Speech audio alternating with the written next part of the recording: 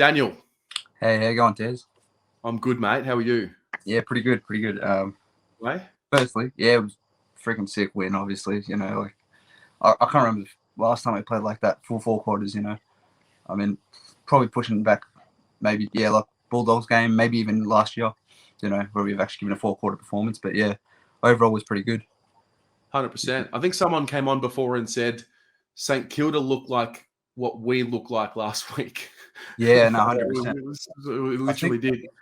I'd say the difference between last week and this week for us was probably structure-wise. I think the most important thing that I think you can probably see it from the screen even was that everyone held their position. Everyone knew where to play, everyone knew where to be at the right moment. Having Charlie back and obviously Josh Honey in the forward line.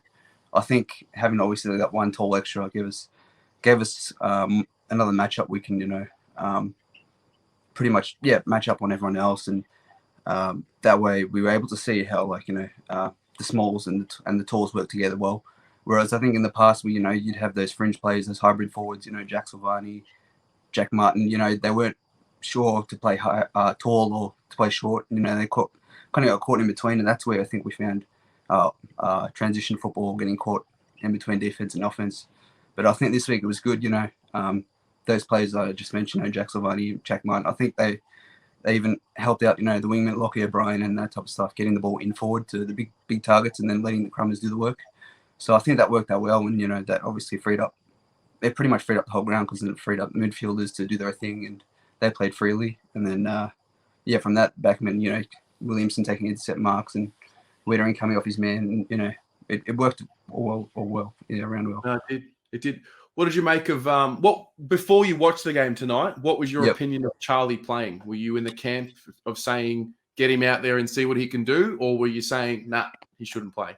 No, I think for me, I was definitely against it. I think mainly from a point of they speak about integrity and selection integrity, and I think you got someone who's played 20 odd games in the VFL, in Josh Honey, who's been screaming for a shot to play, and then you got Charlie who comes in off the back of maybe not even full VFL games, 2 of them, and there's been rumours of him being rusty, and then he comes in, and then but after today's performance, I can definitely see why he was added in the squad.